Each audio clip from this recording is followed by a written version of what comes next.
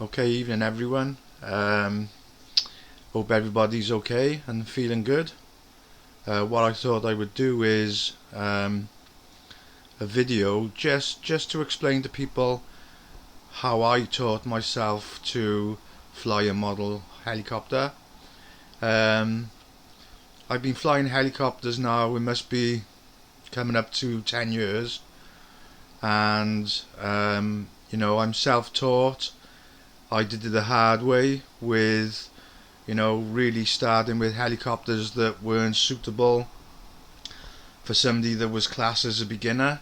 But that was how I went about it. I bought a Hirobo Shuttle Plus 2, a big gas powered helicopter, and built it, and then went ahead and taught myself to hover. But while I was doing that, I was always practicing on a simulator, and the simulator is a fantastic tool for just getting the basics down. So what I thought today was I would just show anybody that's interested how I went about teaching myself to hover a helicopter. And what I'm hovering today is a GAU X7. The reason why I'm using that helicopter is because it's big, and then it makes it a little bit easier on the simulator for people to see exactly what I'm doing. I've also got the transmitter because I got a little tip that I think I will be able to give people that are practicing nose in hovering. When I was told about this tip, it really helped my practice. So what I'm going to do is just show you the steps that I went through and what I did to try and improve. And I'm still learning to this day. I don't consider myself to be an expert by any means. This is just purely aimed at showing people how I went about. I'm not saying this the correct way, I'm not saying this the wrong way, but this is how I went about teaching myself to fly an RC model helicopter. So first things first, I'm going to get the heli up into a hover. Now, one thing I learned very quickly is you don't want to hover around this sort of height because you get something called ground effect, which really affects the heli. So I normally go up to about head height, and this is the first thing I practiced for weeks and weeks, was practicing tail in hovering. And you got to get this down. You need to be comfortable at hovering, and you just want little inputs of the sticks. You can see my sticks moving there on the transmitter, and I practiced and practiced and practiced. It doesn't matter how long it takes, everyone. People say to me all the time on my channel, oh, I've taken a long time and I've done this and people can do this. So what? It doesn't matter. A lot of the people you watch on YouTube flying 3D helicopters and doing this and doing that, they're as good as professional pilots. And we're not professional, we're just amateurs, and we're teaching ourselves most of the time to fly these helicopters.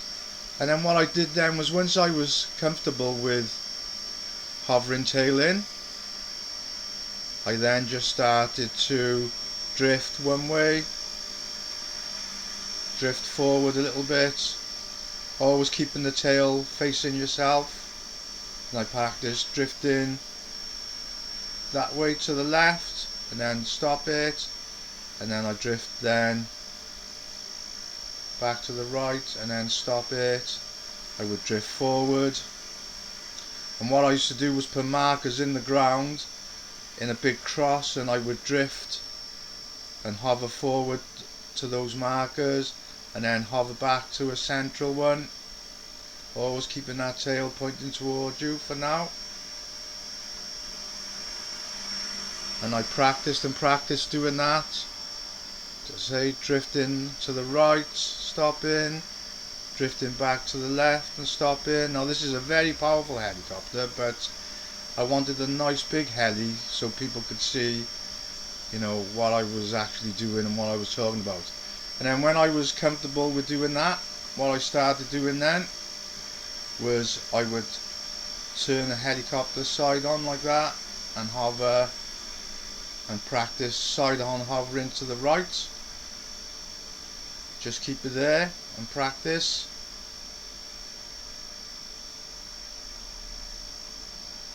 And then I would turn it and then bring it back nice and steady the other way. Practice then over to my left and just practice keeping it nice and steady, nice steady hover.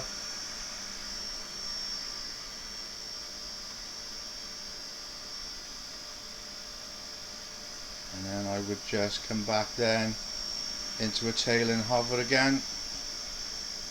Now what we're talking about here, time frame, was that it took me weeks and weeks and weeks of practice on the simulator and out at the field flying. It also included quite a few crashes because, you know, it is a very, very difficult thing to do.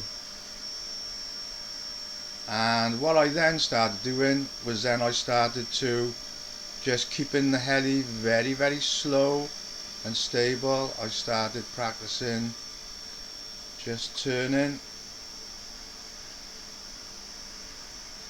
and bringing the helicopter then nice and steady back around. And this one is very powerful, and I used to practice then bringing the helicopter back in the other direction.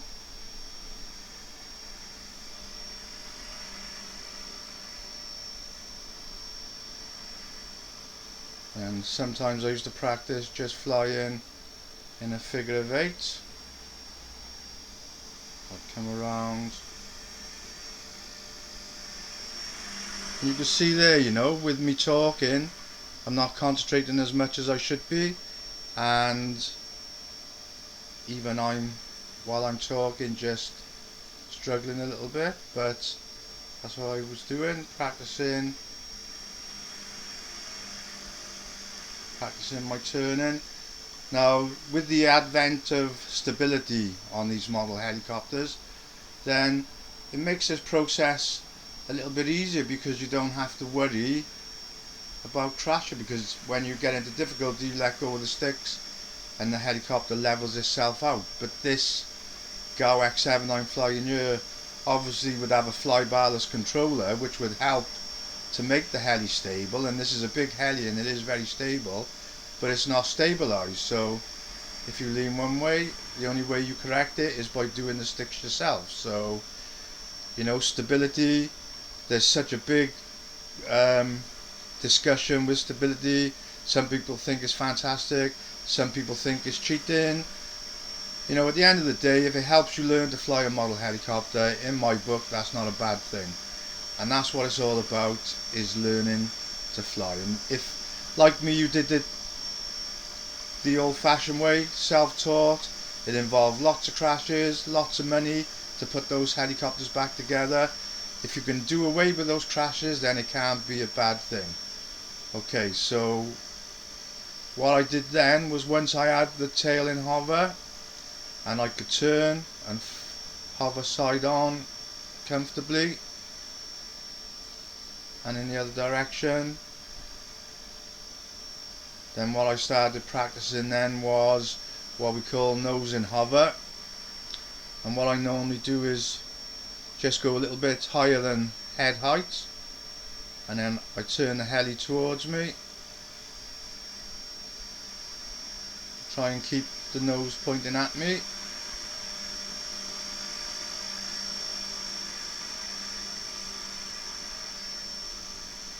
And this is the one that's scary for people to practice and learn. But what I wanted to show people was that when I was flying model airplanes, okay, I've gone a bit too over my head there, so I'll come back. And when I was flying model airplanes, I was struggling with, okay, just come back again. Now when I was flying model airplanes, I was struggling with when the airplane was coming towards me, and somebody gave me a really good tip, and that is whichever way your wing is sloping down, you just steer that way. And it's the same with a heli when you're doing a nose and hover. If you look to the way I'm steering, so when the heli's drifted to the right, you just steer back towards which way the blade is pointing down, and it just gets you over that thing of the controls being in the opposite direction. So when you're hovering, and if the one blade is pointing down, it starts drifting to the left, you steer that way, and then it takes the heli straight back to the right, the same as there, look, left. And then if it was drifting, oh, let's turn it back around again. Now this is very difficult to do nose and hovering, so you know, I don't like to say something is easy when I know damn well that it's not. This is, you know, a very difficult thing to master, and I'm still practicing every time I come on the simulator. So you can see there, I've got it in a nice stable hover there.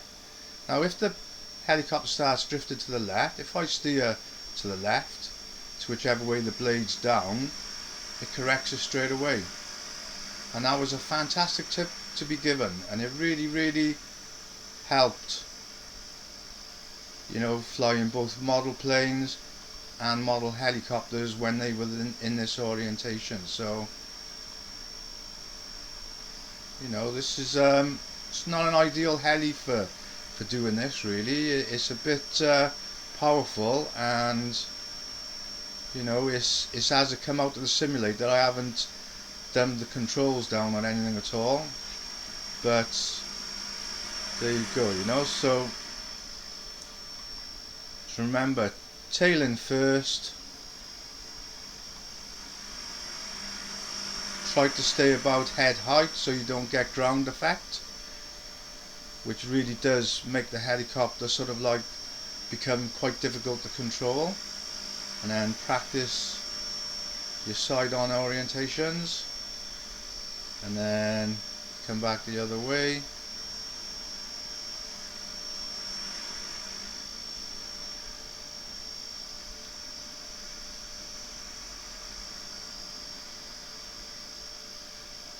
And then obviously once you've progressed those, you know, you can then start thinking about having a go at the old nose in hovering. And really once you get the hang of nose in hovering, then what I find is that the turning then left and right, which is something that I always struggled with, becomes a lot easier. So you know, I've done many a video where I've talked about my hang up about turning the one way with a helicopter, but I'm still practicing, and it is actually getting a lot easier. So there you go guys, that's just my guide to how I taught myself to hover a model helicopter. As I said, I don't consider myself any more than somebody that just taught themselves to hover and fly. I'm not an expert, you know. I'm not saying this is the right way, I'm not saying it's the wrong way. I'm just showing you how I taught myself. Okay, and remember, you know, when I get comments on the channel, especially when it's regarding model helicopters, it doesn't matter how long it's taking you to learn. It doesn't matter if you're using a heli with stability. It doesn't matter. What's important is that you teach yourself to fly, you have fun. There's no time scale. Don't be put off by watching professionals because they're fantastic. It doesn't matter. All that's important is that you enjoy yourself, you have fun, you try not to crash. If you can cut down on the crashes, that's great, but it's inevitable that you will crash. If you're flying model helicopters, at some point, even with safe and stability, you're going to have a crash, you know. So but if we can cut that down, then that's a good thing. Now remember, have fun and practice your hovering. Okay, thanks everyone. I hope it was helpful. See you again. Bye.